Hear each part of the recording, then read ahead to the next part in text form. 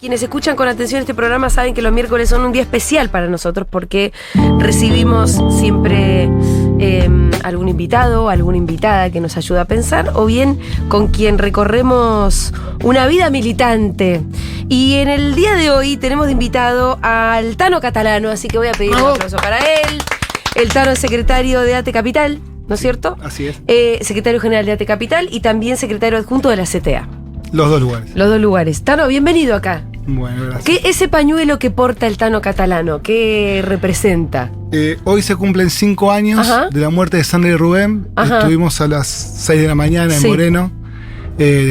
Recordanos ese episodio. 2 de agosto, 8:06, explota en Moreno una escuela donde muere la directora Sandra y donde también muere Rubén, el auxiliar, que también era docente, pero que a la mañana cumplía funciones. Otra función. Preparándole el desayuno a los pibes. Así que esa tragedia fue dolorosísima. Y como fue durante el gobierno de Vidal, de verdad quienes la contamos en su momento, quienes tratamos de insistir, porque además también una tragedia que tuvo que ver con la desidia, se contó poco, ¿no? Tendría que haber sido mucho más escandaloso, la verdad. Sí, es escandaloso. Hoy a la mañana la compañera de Rubén leyó una carta que escribió a su hija. Sí. Y después de ¿Qué edad tiene la hija de Rubén? Hoy tiene 17 años. Y por primera vez pudo escribir algo sobre la pérdida de su papá. Y nos contó a quienes estábamos en el acto cómo fue ese día. Mira, para ella, para esa nena. Cómo lo vivió ella 5 años atrás. A los 12. 12. A los 12, que dijo ese día, Rubén se había levantado más temprano que otros días porque le quería hacer tostadas. Y entonces le preparó el desayuno. Voy a tratar de no quebrarme porque es un militante nuestro que, bueno, Sandra también, ¿no? Tenemos mucho apego. Y que después de desayunar ella le pidió ir a la escuela con él. Sí. Y él le dijo, no, vos tenés que cumplir tu lugar en tu escuela, yo voy a hacer el desayuno a mi escuela. Y que el recuerdo que ella tiene es que él le dijo, te voy a buscar a la salida. Y estando en el colegio, empezó a suceder que las maestras corrían de acá para allá, que había gente llorando en su propia escuela. Y ella no sabía qué era lo que pasaba. Ella no sabía lo que estaba pasando. Y cuando la viene a buscar la seño, la hace ir al pasillo y estaba la mamá de ella tirada en el piso llorando.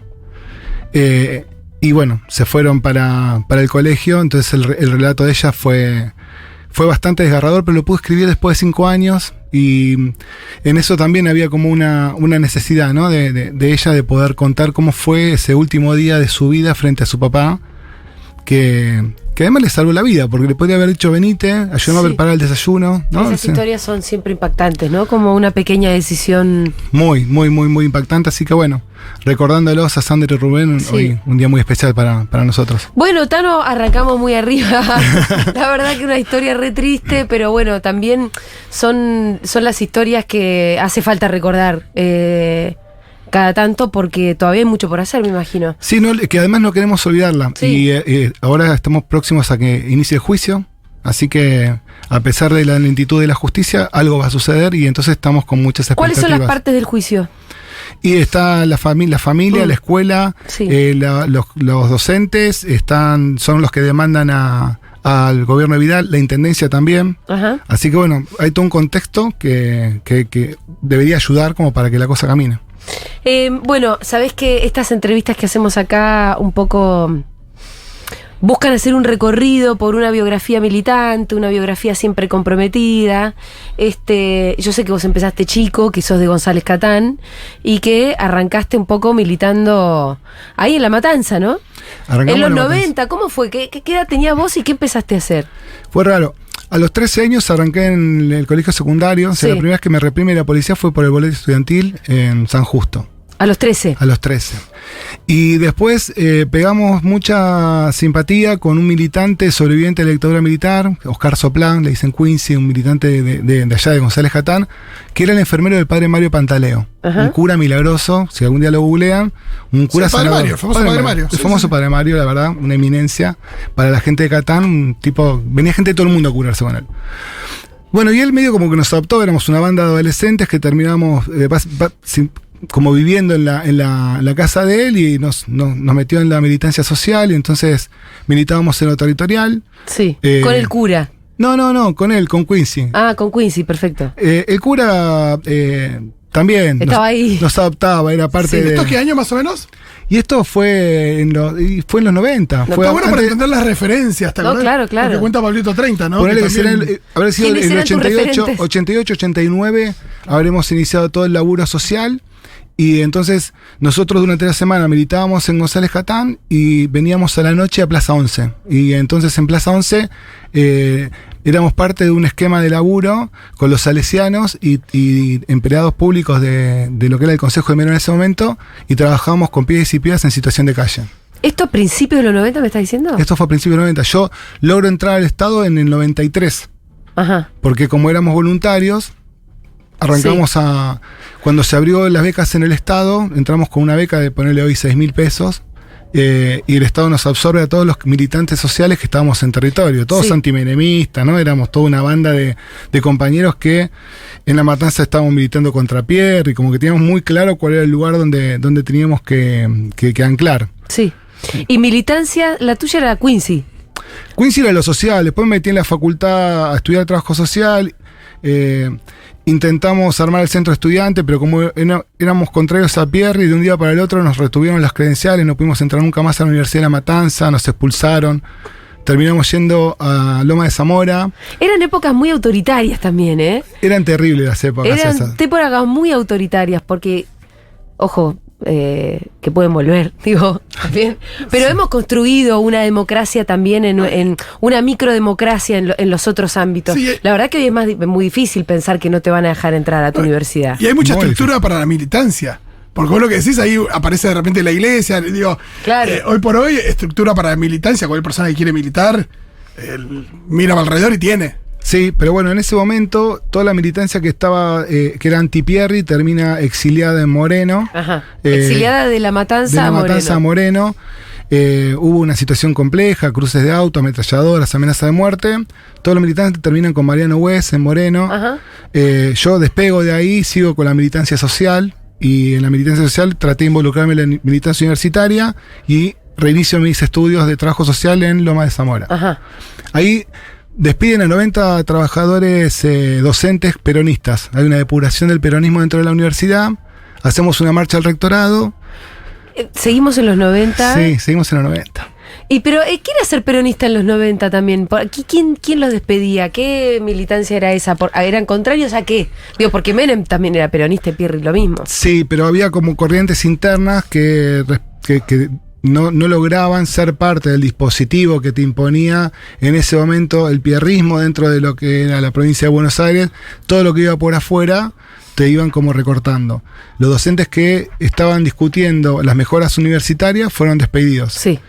Y me acuerdo que hubo una movilización al rectorado en donde aparece una molotov, se prende fuego el rectorado y ahí otra vez nos dan los pases. Dicen, miren, pero ahí por lo menos te dicen, no vas a aprobar nunca más una materia acá, Te conviene irte. te conviene irte porque no te vas a aprobar nunca más en tu vida. Además eso, ¿no? Que la coacción sea con las materias. No vas a probar. No vas a aprobar más. Y también con la Molotov. También, bueno, sucedió y ahí me fui a la UBA. Sí. Y dije, no milito, porque la verdad que quería como... Quería terminar Avanzar la carrera. Mejor no hacer más quilombo, mejor no No, milito, y ahí- termino la carrera y me fijo. Claro, pero yo estaba laburando en la CENAF, ya tenía mi rol sindical, había La empezado a CENAF, ser delegado de que era el base. Consejo del Consejo Menor. Nacional del Menor y la Familia. Ajá. Estoy acortando mucho todo, ¿no? Pasaron miles de cosas, digo, pero... Igual no cortes tanto. Pero deja bueno, que- en el medio me enamoré y Sí. entonces inicié también una relación muy linda de pareja y entonces nos agarraron en los 90, me tenían como delegado de base en niñez, estudiando trabajo social, mi compañera estudiante de trabajo social, ella laburaba de mesera, la Ajá. despiden, se queda sin laburo el papá también de mi compañera, una situación crítica, lo que fue el menemismo fue una pobreza así como... Sí, porque la gente, ahora no llegamos a fin de mes, lo sabemos muy bien, pero también es innegable que hay laburo. Ahora hay laburo. En los 90 el desempleo y no tener nada que hacer, ni dónde buscar, ni qué inventar, era el panorama, ¿no? Sí, pero además porque Para la no mayoría de la gente. Después tenías también la gente que se podía ir a Miami. Y tampoco tenías la organización social tal cual la Claro. conocemos hoy, porque estaban las manzaneras que repartían morfi, pero tampoco estaban establecidos los comedores como un lugar en donde la gente podía ir Sí. con cierta impronta Y sabías que ibas a comer. y sabía que ibas a comer. Pasaron muchas cosas, ¿no? De hecho, en La Matanza, de donde yo soy, durante lo que fue la época de la hiperinflación, si vos no eras radical, no te daban la caja PAM, Plan Ajá. Alimentario Nacional. Te entregaban una caja de comida o 2 cajas de comida por mes, pero te obligaban a afiliarte al radicalismo. Mi familia nunca recibió la caja PAM. Sí. Y éramos. por peronista. por peronista. Por peruca. Pero éramos miles, que decidíamos no recibir. recibirla. Sí, muy cruel. El Estado tuvo Sí. como episodios de mucha crueldad sobre la sociedad. Y eso también fue parte de muchos aprendizajes que uno va como acumulando. Me gustaría volver un poco a tu laburo ese, como esa semillita del pibe muy adolescente que militaba por la zona de Once con gente en situación de calle. ¿Cómo era eso? Y era como desgarrador. Hubo episodios que ¿Por qué lo hacías? porque hay una necesidad en muchos compañeros y compañeras de poder ir generando situaciones que puedan ir resolviendo o generar herramientas para que la otra persona resuelva. Nosotros fuimos una generación en donde la recontra jugábamos, estábamos hasta las 2, 3 de la mañana en la calle con pibes que estaban jalando Poxirran. En ese momento no estaba la pasta base, pero sí había mucho Poxirran. Sí. Había cocaína, había marihuana, pero era el consumo masivo en la población de calle, era la del Poxy. Poxirran. Sí. Mucha violencia policial, mucha violencia institucional. Y bueno, y nos parecía que era el lugar de donde podíamos laburar de manera genuina, armando capacitaciones, laburando con los pies en alfabetización a la madrugada. Como que hoy lo pensás a distancia, es como ¿no? Algo raro. Es re sacrificado. Sí. O sea, tenés que tener de verdad ahí un espíritu muy, muy entregado. Y te diría que muy cristiano también, ¿no? Como había algo de esa relación con los curas que vos tenías que te pasaban, digo, de la mejor parte del cristianismo, ¿no? De la parte religiosa yo no lo soy, pero alguna vez lo fui. Y hay un mensaje cristiano ahí que es un poco dar bastante la vida por el otro. Sí, y sobre todo la parte, ¿no? Del sacrificio, como que también hay un crecer en eso. Y nos pasaron cosas que eran como muy flasheras. Mira, yo una vez me fui en una peregrinación a Luján, Sí. caminando desde González Catán hasta Luján, y pasé por una casa que no podía creer el rancho que era. Pero no lo Ajá. podía creer, O sea, era algo como... De lo pobre que era. De lo pobre que era. La primera situación socioambiental que me toca cubrir como laburante del Estado fue a esa casa. ¿Fue esa de casualidad? Casualidad. ¿Que vos te la acordabas porque habías pasado Porque por había ahí? pasado por ahí y años después conocí a un pibe en la calle y en el marco de las entrevistas, el pibe cae en cana, me toca ir a hacer el socioambiental con la trabajadora social y era esa casa. Era de esa casa. Casi desmayó de la... Sí, fue muy impactante en el marco de cómo son las coincidencias, de cómo todo el mundo, ¿no? que te rodea, Sí. de alguna manera se va como encastrando y te va ubicando a vos en un lugar. ¿Y qué era lo que te había impactado de esa casa? Mirá que vi casas, porque Sí. estoy laburando en Tucumán, tuve una experiencia de laburo Sí. militante, me impactó el nivel de abandono que había sobre esa vivienda. El abandono, pero un abandono estructural, que casi una casa de derrumbe era, y había Sí. gente adentro. Claro. Y me pegó, Sí. me pegó de lleno. ¿Y te pegó pensar que esa gente ya ni siquiera... Me- Porque hay gente que siendo muy pobre, por lo menos se acomoda sus cositas. Viste que hay gente... A mí hay algo que siempre me conmueve un montón. La gente en situación de calle que sus cosas las tiene ordenaditas. Sí, hay de ¿Viste? todo, pero además vos pensás, nosotros somos una generación que rompimos con la lógica de que los padres son abandónicos, son malos y son expulsivos. O sea, nosotros cuando entramos a laburar el Estado argentino, ¿qué hacía? Separaba al pibe del núcleo familiar. Sí. Al pibe lo encerraba en una institución de primero, segundo, tercer Claro. grado y de la familia no la asistía Sí, nunca. porque asumían que en realidad el problema eran esos padres. Era ahí. Entonces vos no operabas nunca ni sobre la familia, ni Sí. sobre la escuela, ni sobre el barrio, ni sobre la sociedad de fomento. No existía eso. cuando irrumpe Néstor en la vida de los argentinos y las argentinas, cambia el paradigma de niñez, los pibes dejan de ser menores, pasan a ser sujetos de derecho, cambia la situación política respecto de cómo ver las infancias y se toma la familia también dentro del marco de las intervenciones. Bueno, claro. yo soy toda una generación que entra al Estado con los nuevos paradigmas, que eso fue buenísimo porque fue totalmente justo. Habiendo casi visto cómo era el paradigma anterior. Habiendo sido parte, porque yo pensaba que yo me iba a las cárceles a ver a los pibes y a mí la seguridad me hacía requisa siendo laburante del Estado porque tenía miedo que le meta falopa a los pibes adentro. Para ellos los operadores sociales metíamos falopa dentro de las cárceles y para nosotros ellos eran todos torturadores y eran todas torturadoras, era así. Sí. O sea que nosotros podíamos asegurar algo que pasaba y ellos suponían cosas que no existían, que nosotros nos falopeábamos con los pibes. Claro. Y lo cierto es que nosotros con los pibes estábamos hasta la madrugada dándole leche para que le baje el poxi para poder operar sobre el pibe y ver si el pibe tenía como algún momento donde pudiera decir, che, necesito ayuda, ¿cómo hago? ¿Dónde lo hago? Cuando un niño consume Poxi, un niño, por ejemplo, ¿de qué edad? Y nosotros, ¿a los 8 años puede estar consumiendo Poxirran? Tuvimos de 5 años consumiendo Poxirran, porque las situaciones de familia en calle era una situación que se da. ¿Y el Poxirran que lo saca de su realidad triste? Sí, es momentáneo, no dura mucho, por eso están todo el tiempo jaleando de pero Poxi. Es simplemente de evadirse. Los evade, los ponen en un lugar totalmente distinto, los hacen más lentos, los entorpecen, es eso. Y además el consumo grupal era algo que vos no podías evitar, entonces había una situación ahí dada que estaba aceptado grupalmente y que vos no podías ir a romperlo, lo que tenías que hacer era acompañarlo para que ellos puedan modificar una conducta de consumo, que después vos te vas y el pie queda durmiendo en la calle, ¿no? Sí, claro. Entonces eso también es lo complejo de cuando vos laburás con gente en situación de calle, porque hay algo que no está resuelto, que es el lugar donde va a habitar. Y bueno, su hábito es la comunidad. Entonces, bueno, operar sobre esa realidad fue toda una experiencia y fue un aprendizaje. Bueno, pasamos un poco por el... ¿Querés que levantemos? ¿Te cuento? No, igual a mí la verdad que no es que... ¿Cómo estas historias, digo, tienen toda son esa... historias que de verdad, qué sé yo, hay que contar. Pero como siempre decimos, el motor en general tiene que ver con el amor, con las ganas de cambiar, con la mirada a un futuro mejor, y todo eso son sentimientos positivos y que está bueno compartir. Bueno, además, a mí me gusta, quiero saber cómo en realidad llegó ese adolescente que ayudaba a nenes, que en la calle... se daban con Poxirran y los enseñaba, no sé, a leer y escribir y hacías alfabetización a la madrugada. Sí, alfabetización, sí. ¿Cómo llegaste al sindicalismo? Y llegué, apenas cobré mi primer sueldo, me afiliaron a ATE. Así de una. Vino un compañero de la U y dice, che, hay que armar ATE acá en Niñez, somos 30 afiliados, tenemos que... Dale, me afilio. Y... a esa semana... ¿Vos en ese momento qué idea tenías? Bueno, vos ya eras trabajador del Estado, ¿no? Era antimenemista. Ajá. Era antimenemista. ¿Y tenías alguna... Eso es lo único que sabía. Tu referencia nacional era ser antimenemista.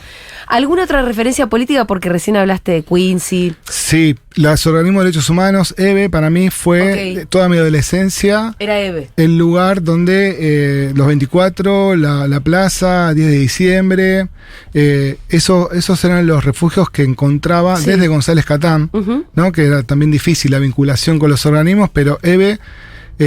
yo se lo dije muchas veces, era muy loco tener 15, 16 años y escucharte, ¿no? Después de tantos años, después me sentaba a comer con Eve, digo, pero como muy loco todo también mi situación de vida frente a una madre de Plaza de Mayo, ¿no? Donde vos veías una mujer que para mí lo es, con mucha luz, siendo disruptiva, hablándonos a los jóvenes, y después poder tener un marco donde transitar con ella muchos años después fue para mí... De militancia, ¿no? Y de... Hermosísimo, de conocerla, de que te salude por tu nombre, todo. Pero me pasaba algo muy lindo a los 24, que yo no entraba a la plaza hasta que no llegara la única bandera peronista, que era la de los camisados. Ajá. O sea, en los 90 se negaba el peronismo. Sí, vos siempre te sentiste peronista, incluso en los 90 siendo antimenemista. En mi casa se cantaba la marcha peronista y después se aprendió el himno. Ok. Vos pensás, cuando pierde Luder las elecciones... Mi viejo fue milico, estuvo en Cana por defender a Perón y de ahí se fue. ¿No fue de los que se alzó en la ESMA ahí cuando volvió Perón en el 72? Él se alzó en armas para defender a Perón y terminó preso y terminó yéndose. Y mi vieja... ¿Yéndose del país? No, se fue. De las milicias, no sé cómo del ejército. Del Se fue del ejército, renunció al ejército. Y él no quería saber nada con nuestra participación social, política. Estaba muy asustado, muy golpeado por lo que pasó durante la dictadura militar. ¿Él cuándo se va del ejército? Y él se fue con el bombardeo del 55, se levantan en armas hasta un grupo y terminan todos en cana, hasta que después se resuelve la situación, pero bueno, él decide renunciar, irse y empezar a laburar como cuentapropista. Y él era hiperperonista, y mi vieja también, y yo el único recuerdo que tengo fuerte que me marcó así, pero mucho, fue cuando pierde Luder las elecciones. Sí. Que mi hija llora y me dice, los radicales nos van a cagar de hambre, no saben gobernar. Mirá. Pero fue la intervención. No vivieron la primavera alfonsinista, ¿no? No. Fue como la cosa más clara que me pasó. ¿Qué edad tenía vos cuando pierde Luder gana Alfonsín? Y estaba en la primaria, debería haber tenido 12, 13 años. Sí. ¿Qué eso, del 70? 74. No, más chico todavía. ¿Qué tendría? 11 años. 9, 10 años tendría. Yo lo que me acuerdo es que mi vieja no había guita para comprar hojas, y entonces íbamos a las fábricas y nos daban las hojas en blanco y hacíamos los renglones con un lápiz negro para poder escribir, ¿no? Y que eso era lo que hacía todo el grado, no es que había una cosa así. O sea, todo el grado tenía sus hojas armadas con... era una locura. Era re difícil, era realmente difícil. Fue complicado, sí.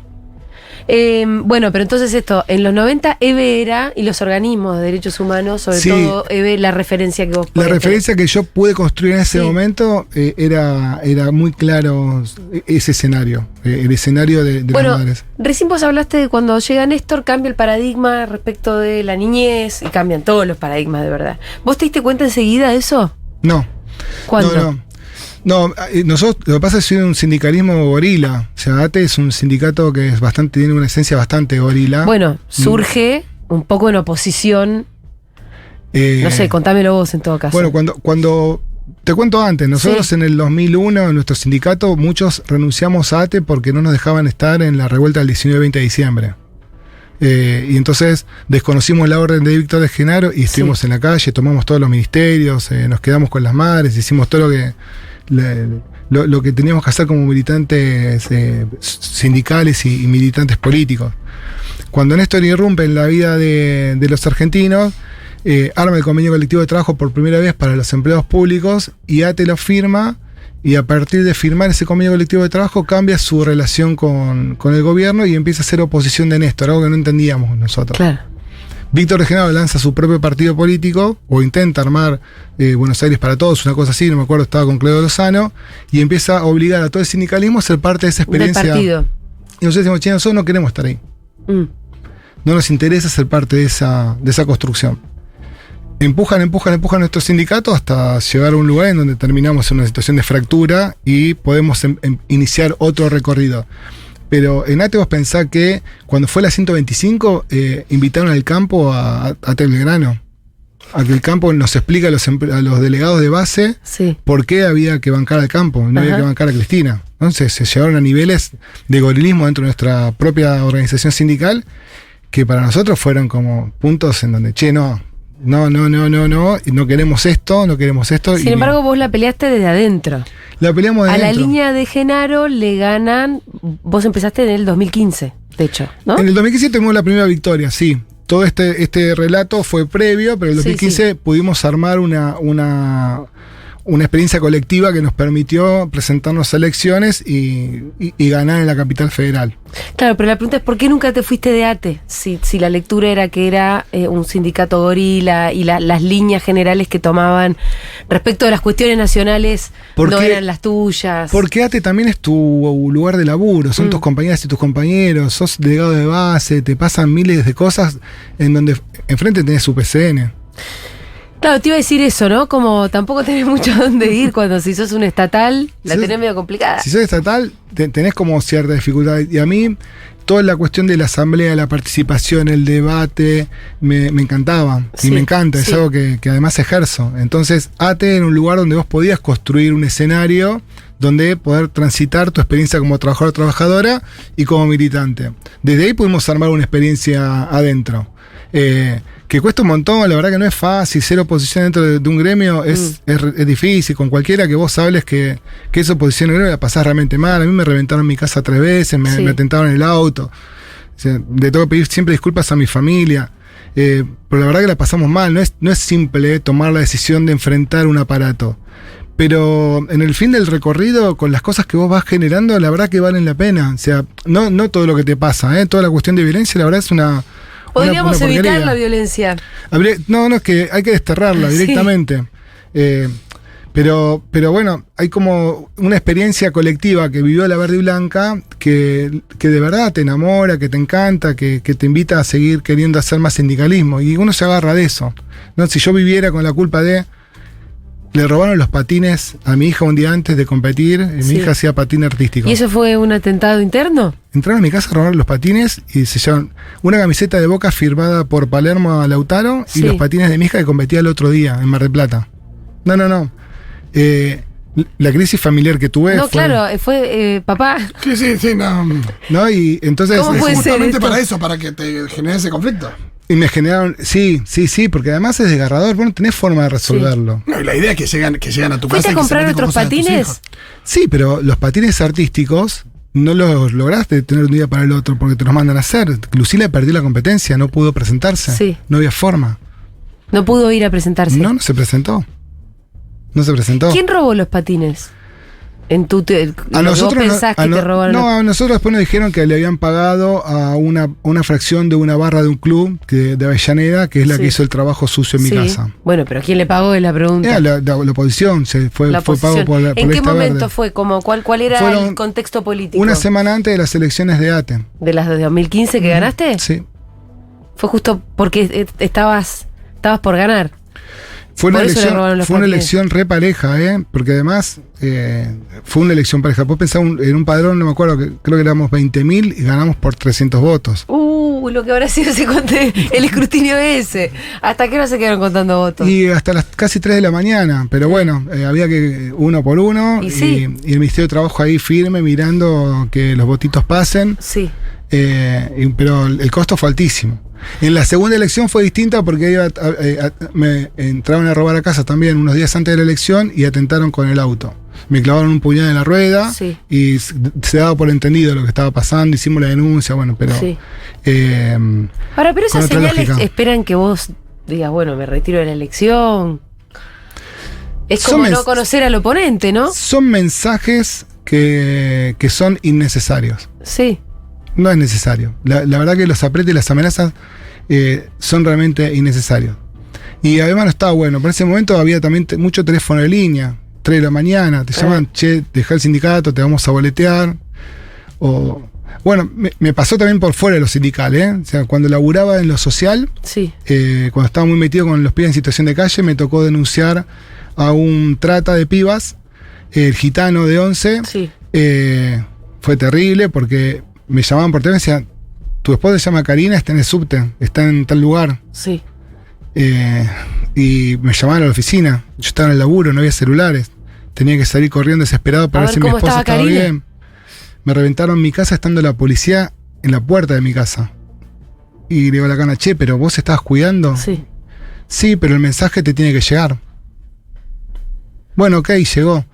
Fueron muchas las presiones que me tocaban vivir a lo largo de mi recorrido en lo social y en lo político, cuando vos te metés con actores que son realmente pesados. Sí.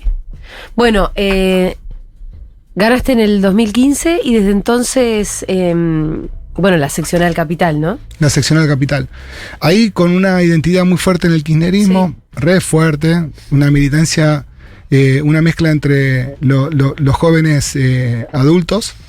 Como que bajó mucho el promedio de edad de la dirigencia de ATE Capital ahí. Muchísimo, pero igual también nos metimos muy de lleno con hoy no está con nosotros Marcelo Frondizi, que era el nono, un militante histórico de ATE, que un sobreviviente de la dictadura militar. Entonces también teníamos compañeros exiliados que fueron parte de esta gesta histórica, y entonces había un mix entre compañeros que sobrevivieron a la dictadura, que estaban exilados, que volvieron al país, y toda una cantidad de jóvenes que veníamos como empujando y armando como otra lógica.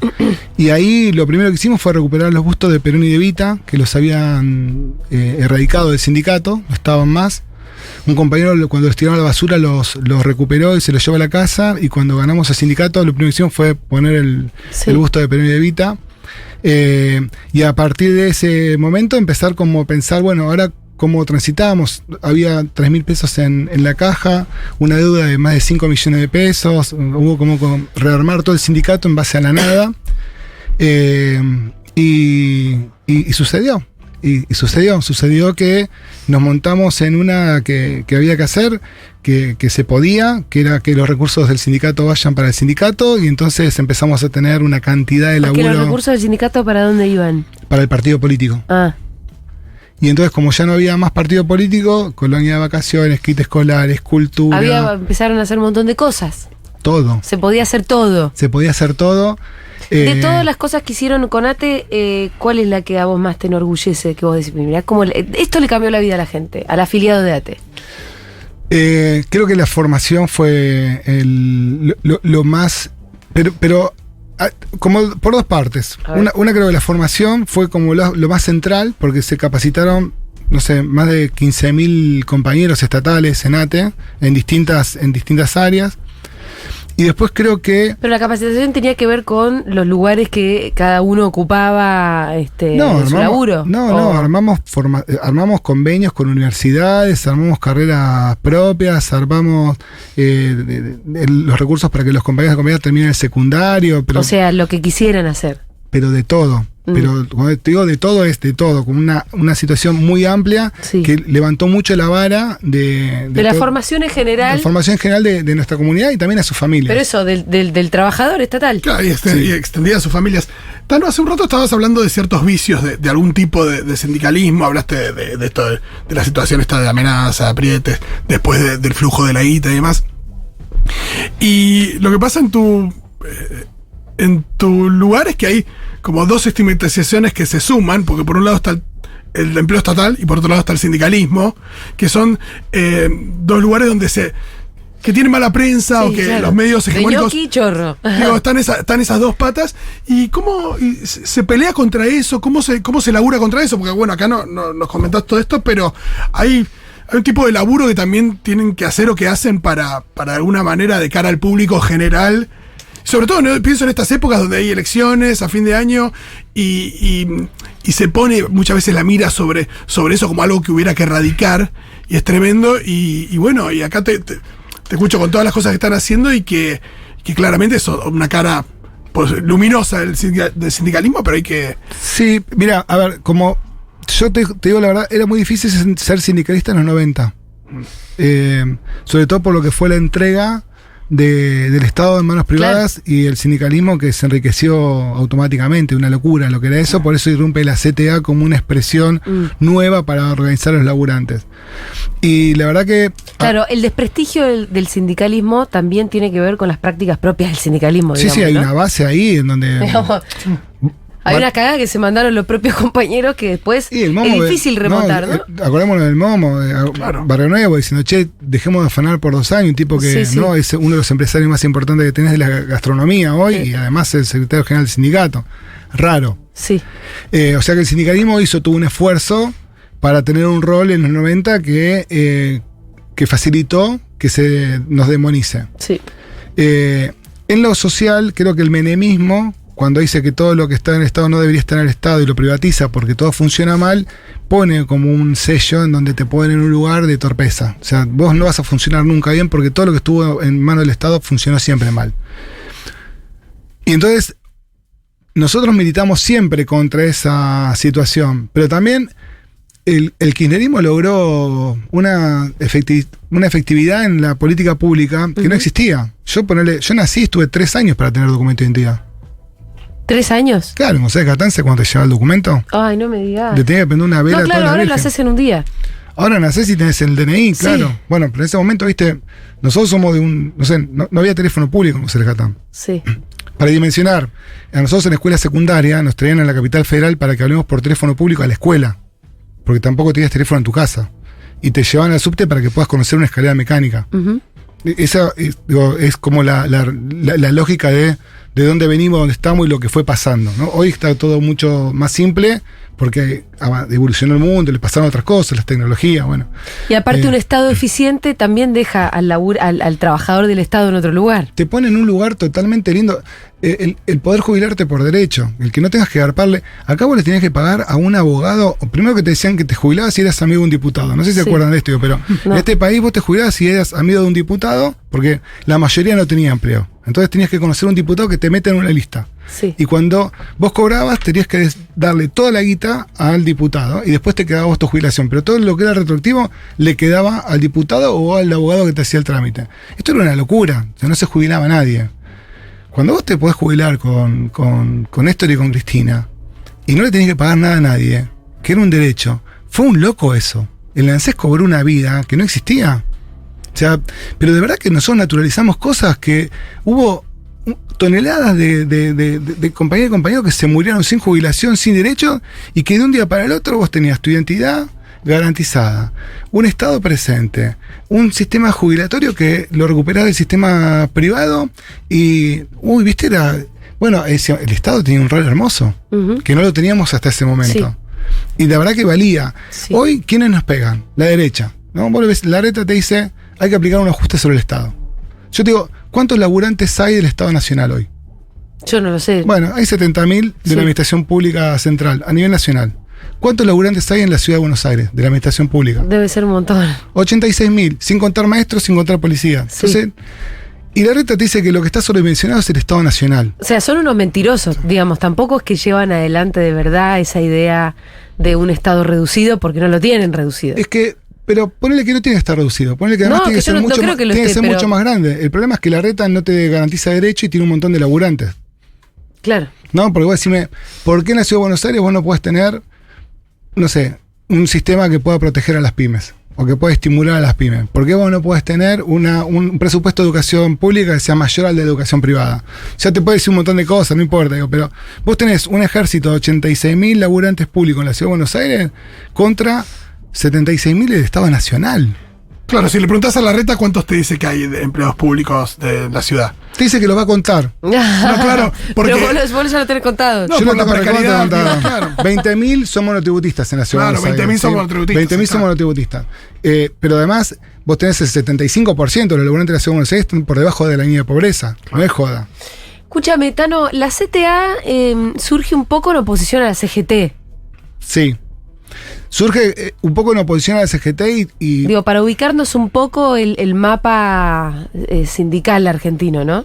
Bueno, pero en el 91, en el 93, cuando arranca todo esto, arranca también como una cuestión de supervivencia. Sí. Siempre estuvo la CGT de los argentinos, la CGT de los gordos, la CGT de Azopardo, pero era insostenible. Sí. Lo de los 90 fue una situación insostenible. Porque la CGT en los 90 fue realmente muy vendida. Y sí. Y de hecho, lo que nosotros tenemos como referencia de laburo para lo que era la recuperación de la CGT, ¿dónde vos hacías algún anclaje?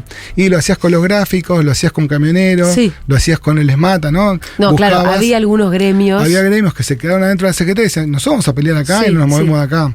Y bueno, Moyano fue importante en los 90. Y con el MTA fue Con el MTA fue muy importante Moyano. Digo, para quienes piensan que cuando la CGT demonizada no es Moyano. No, al contrario. Nada. Moyano era un líder revolucionario dentro de lo que fue el poder sobrevivir a un sindicalismo que te entregaba, ¿no? O sea, y nosotros por eso también seguimos teniendo una vinculación con todo ese sector del sindicalismo, que es el sindicalismo combativo que hay dentro de la CGT y que es el que también nos invita a pensar en una vuelta o en una nueva institucionalidad o en pensar algo siempre que nos pueda aglutinar de otra manera. Me estoy acordando de algo que me contó Emiliano Bizarro antes que vos vengas, que vos fuiste responsable de que Pablo Moyano fuera por primera vez a visitar a las madres. Claro, a mí Eve me entrega el pañuelo. Sí. Y me dice, hacete la lista de invitados.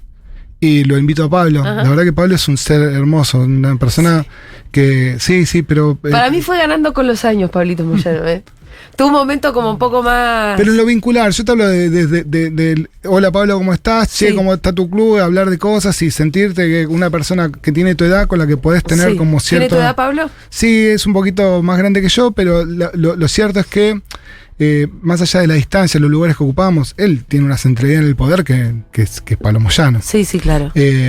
Bueno, pero lo invito, digo, che, Pablo, me entregan el pañuelo de las madres, me encantaría que vengas. Y vino, y cuando vino a Madres me dijo, che, nunca pensé que ¿Iba a estar acá? iba a estar acá. Mirá. Digo, Eve te quiere conocer, sí me encantaría.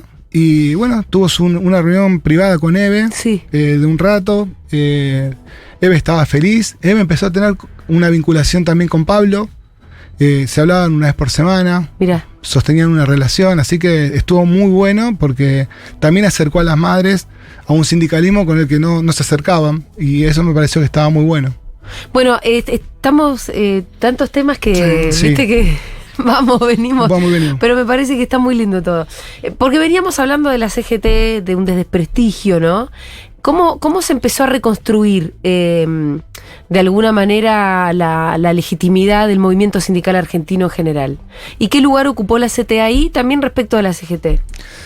Yo no sé si se reconstruye. Yo creo que hay como una nueva... Creo que hay un sindicalismo más selectivo. Creo que la gente sabe reconocer qué rol cumple Pablo Moyano, qué rol cumple Pignanelli, qué rol cumple Hugo Yasky o Roberto Baradel, ¿no? O sea, o Vanessa Siley. Sí. Como que está claro eso. Cuando vos lo tirás a la cancha y te afanan el atril, poner la fecha, como que tenés un montón de cosas encima que son como complejas para transitar. Me parece que está mucho más individualizado. En un escenario social se sabe cuál es el sindicalismo que vale la pena y cuál es el sindicalismo que todavía le falta un poco para representar lo que uno quiere. Sí. Creo que eso está ahí en tensión. A veces está muy atado a las personas, ¿no? Uno siente que el sindicato es un poco de acuerdo a cómo te cae la persona que lo conduce. A veces se genera esa situación donde si el sindicalista tiene una imagen positiva, imagino que eso le favorece al sindicato. Sí, pero también hay como una cuestión que tiene que ver con el vínculo que se genera entre el laburante y su dirigente sindical. Sí. Que No eso sé, seguro. No, digo, pensaba muy de cara particular. al resto de la sociedad. Y pero para eso, viste, Baradel es el peor de los demonios. Claro, porque también tiene eso. Donde Y uno también sospecha ahí, debe ser un buen dirigente, ¿no? Porque si lo detestan tanto. Robbie es un fenómeno, además te camina a todas las escuelas, es un pibe que no abandona a un solo docente, y una de las personas más sufridas durante el macrismo, como dirigente hostigado, Sí. perseguido. Súper. ¿Cuántas tapas de Clarín se bancó? Y sigue de pie, y de verdad que sí. Eso, por eso digo, es como muy particular. De hecho, uno también fue como generando ciertos fantasmas de la dirigencia sindical, y después cuando los conocés, Furlan es un tipazo. Y la verdad que los obreros lo adoran a Furlan. Y el tipo se planta frente a las paritarias y logra mejoras. No está mal visto. Es uno de los tipos que ahora tiene Sí. como una buena aceptación Ajá. social. Digo, bueno, caló por ahí, tenía como más tensiones con la sociedad. Bueno, ahora hay una generación nueva que aparece ahí, que irrumpe. Bueno, habrá que ver cómo avanza. Es difícil la renovación, ¿no? En los mandos sindicales, porque no hay ninguna obligación de tener que cambiar el secretario general, con lo cual muchas veces sucede que hay un secretario general que puede estar 40 años.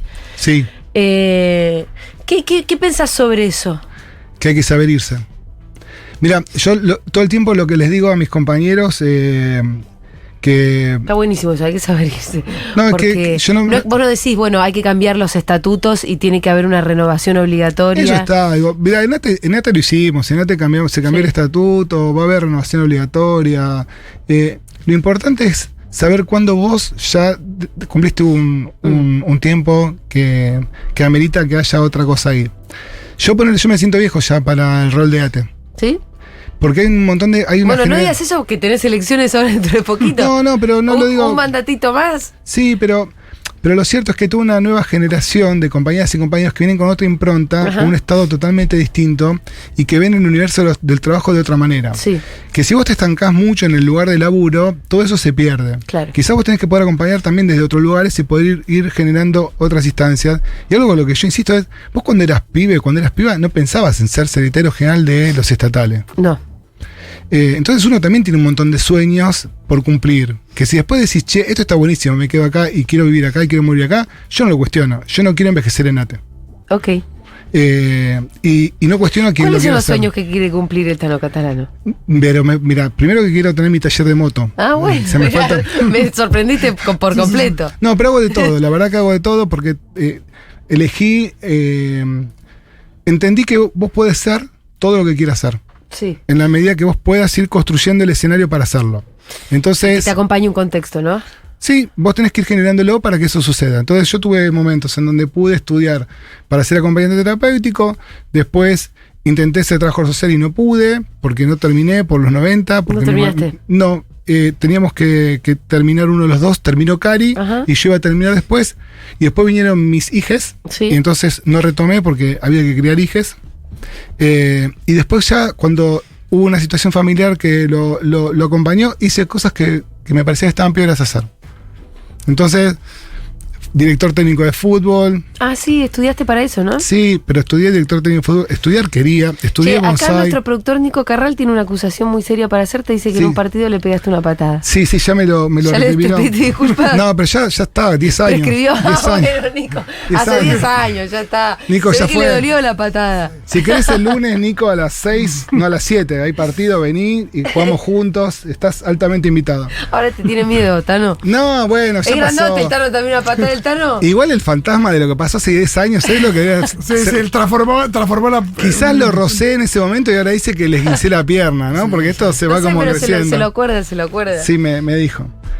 Bueno, y en eso, Sí. y estoy en una formación permanente. Ajá. Yo sigo hoy estudiando, entonces voy pensándome en distintas cosas y las voy haciendo porque me parece que están buenísimas de hacerlas. Sí, entonces no vas a ser para siempre el secretario general de ATE Capital, ni No. tampoco la idea, por ejemplo, de, no sé, de ser secretario general, de seguir escalando, digo, en los escalafones de... No me preparo para eso, me preparo para un montón de otras cosas. Sí. Si eso sucede, está bueno y vemos la experiencia cómo se da, pero no estoy en un lugar de disputa. Sí, Por eso Bueno. digo, es como raro, pero bueno, a mí me cargan un montón en el Sí. ámbito de lo laboral, porque este último tiempo, Emi me decía que me da vergüenza contar, estoy estudiando medicina china, entonces Sí.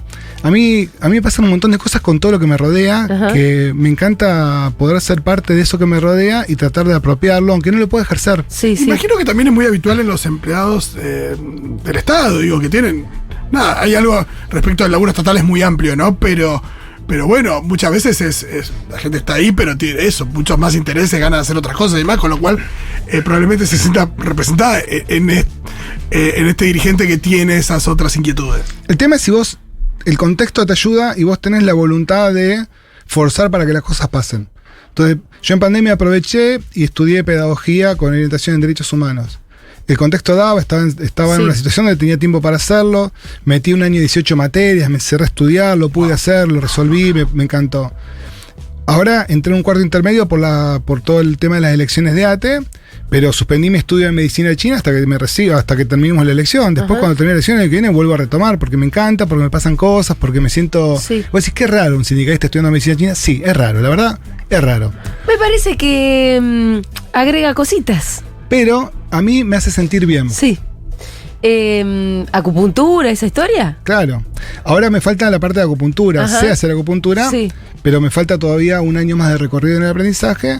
Pero te hago todo, reflexología, digitopuntura, Mira, auriculoterapia. ¿sabes que Fede se tuvo que quedar hoy en casa porque le agarró un tirón de la cintura? Lo así paso que- a ver, lo paso a ver. Ahora te mando para casa. Lo paso a ver. Si le vuelves a pegar una patada a Nico Carral, por ahí. Lo podés curar a Nico Carral. Tengo ahí para un parche chino que te voy a poner en la pierna, te lo va a resolver. Te quita el rencor, Nico, el parche chino. Bueno, cuando llegaste estábamos hablando un poco de las transformaciones que se habían podido hacer ahí en ATE. Bueno, hubo y hay otras. una cosa, sí, yo sé que además, lo sé porque Emi me convocó para actividades y cosas, como que ustedes se tomaron muy, muy en serio también la ola feminista hacia adentro de las transformaciones sindicales, ¿no? Sí, pero eso creo que también tiene que ver con la ciudad, ¿no? Creo que si estuviéramos en otro lugar, no sé Sí. si lo hubiéramos podido llevar adelante. Creo que la ciudad de ver. Buenos Aires es un lugar que te invita a poder avanzar en las etapas que van avanzando, o sea, Ajá. que van sucediendo. En ATE, la ola feminista vino así como, che, acá estamos. Porque las propias compañeras afiliadas de ATE venían con sus demandas. Mira, venían con sus demandas, pero además de venir con su demanda, veníamos como ensayando distintas propuestas que traían las compañeras, desde lo que era la formación, Ajá. Desde lo que era el poder pensar. Nosotros tuvimos paridad antes de que haya un estatuto que nos obliga a tener paridad. Nosotros habíamos alcanzado la Sí. paridad. ¿La paridad en dónde?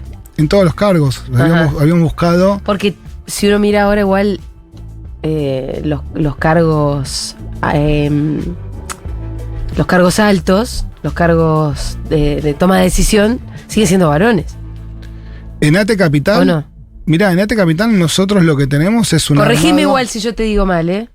No, pero en ATE Capital el Sí. armado que nosotros tenemos es un armado en donde el secretario general hoy es varón, la adjunta es compañera, la administrativa, que es la que maneja la estructura, es compañera, ¿no? O sea, como que hubo una etapa así de rearmado de nuestro sindicato, en donde a partir de una institucionalidad que le dimos sin estatuto, Ajá. fuimos transformando todo un escenario de laburo distinto. Cuando Agustina entra a ATE Capital como adjunta, no entraban compañeras a la Secretaría General. O sea, nos estamos hablando hace 4 años atrás. ¿No? Sí, No había ni una. no había ni una. Cuando venían las elecciones, hablamos con Manolo, que era mi adjunto de Uchi. Manolo, en esta etapa, nuestra realidad como organización Tiene que incluir nos las exige mujeres. poder hacer una nueva experiencia sindical. Y fue la primera vez que arranca una compañía en un lugar de conducción. Y lo cierto es que Agustina entraba a la oficina y todos hacían silencio. Ujú. Bueno, nos llevó un tiempo a todos adaptarnos.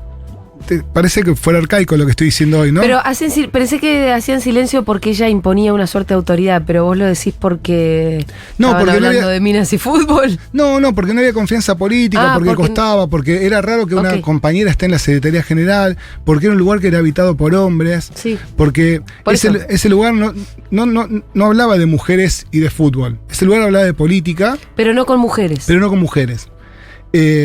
Bueno, se rompió en estos 4 años, se armó toda una nueva situación de laburo que tuvo que ver con la irrupción de Agustina, pero también con la irrupción de un montón de otras compañeras que fueron tomando cargos y lugares estratégicos. Ahora, me interesa esto porque vos hablas de la irrupción de Agustina. ¿Cómo es el apellido de Agustina? Paniza, ¿Y Agustina qué lugar ocupa? es la adjunta. La adjunta. ¿Agustina irrumpe o Agustina se le hace un lugar a propósito? ¿O un poco de las dos? Mira, creo que es las dos. Por Agustina siempre dice, si no se hubiera generado el lugar, yo no hubiera llegado. ¿No? Como una cuestión de dice, si el Tano no hubiera dicho, che, tiene que haber una compañera, yo no llegaba ahí y algo no pasaba. Pero era imposible que no pase, porque cuando fuimos a una asamblea donde había, no sé, 4.000 laburantes, Agustina agarró el micrófono. Yo no la conocía, Agustina. Sí. Agarró el micrófono Y la rompió. y la rompió. Claro, es que es un esfuerzo patriarcal a veces opacar a las compañeras que brillan mucho, ¿no? Como... Bueno. Pero sucede. Sucede, pero nosotros elegimos a la que más nos opacaba a nosotros para que ocupe una centralidad Ajá. en política. Y lo cierto es que con Agustina irrumpieron un montón de compañeras que estaban en el sindicato y que no hablaban, y que estaban, y que existían, y que tenían una cotidianidad. Y de hecho nosotros, esta lista que armamos ahora, la armaron nuestras compañeras, no la armamos los compañeros. La ¿Cuándo? base del armado fue Sí, de compañeras. Sí, la hicieron ellas. ¿Cuándo te hiciste feminista vos?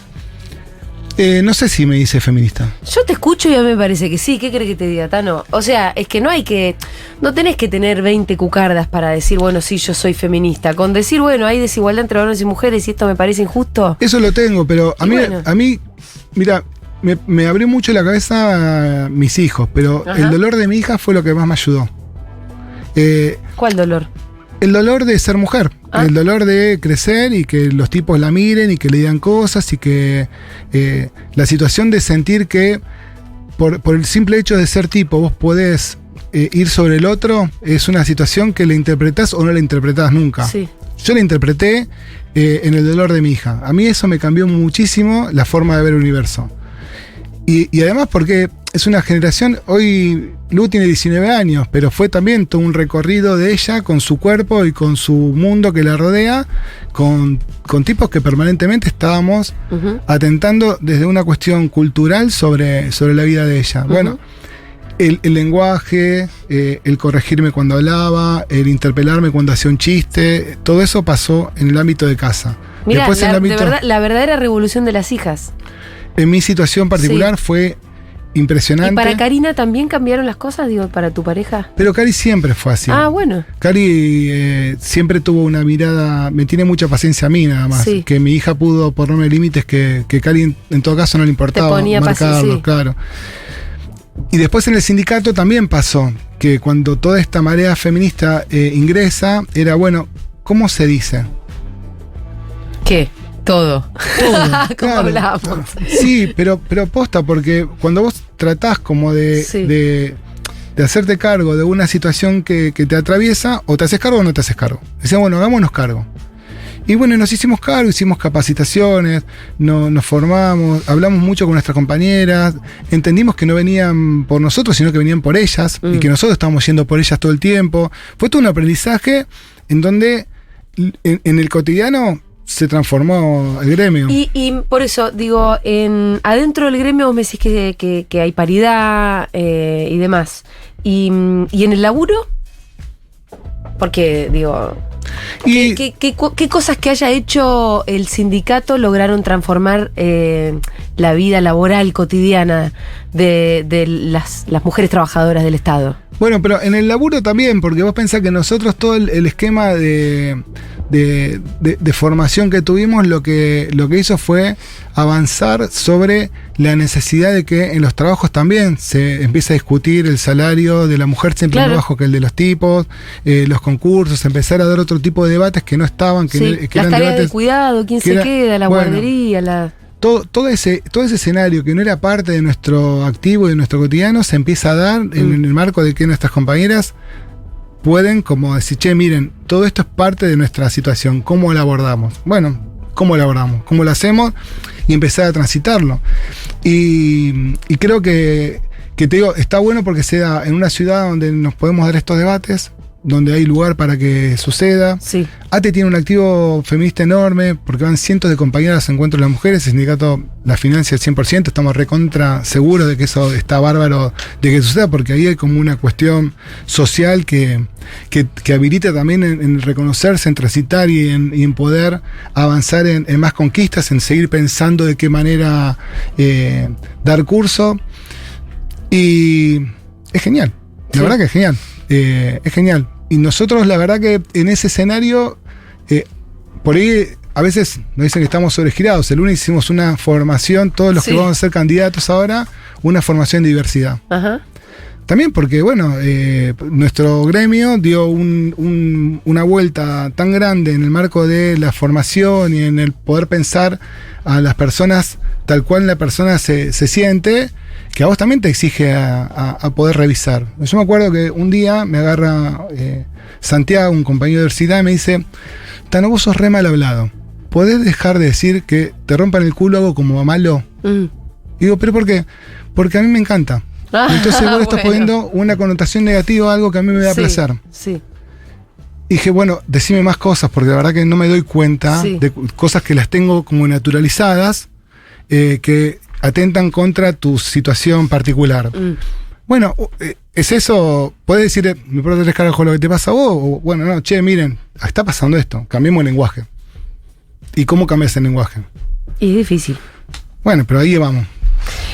Tano, bueno, hay elecciones, es el 9 de agosto, elecciones Sí. en todo el país, en todo ATE, digo. En todo ATE, sí, una muy mala fecha, ¿viste? Sí. Muy cerquita de las PASO, una locura. La verdad, como para Es estar el pensando en miércoles que eso. viene. No, El miércoles. Miércoles, jueves, miércoles. ¿Y vos tenés alguna lista que te interna? Sí.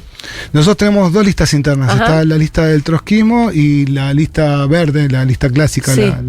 con la que competimos siempre. Claro, la que viene del genarismo, digamos. Sí, ese es A la el que le- linaje. esa. Los gorilas, para nosotros Ok. es la lista gorila. Los gorilas, los troscos, el Tano catalano. Ahí estamos. Entonces, sí, nos vamos Para vamos simplificar. nos vamos a dar una batalla ahora electoral el miércoles que viene. Estamos contentos de.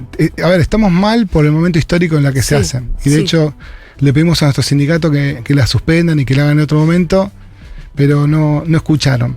Pero bueno, hay que avanzar porque son los calendarios electorales que nos tocan y bueno, la semana que viene estamos ahí siendo parte de la democracia sindical.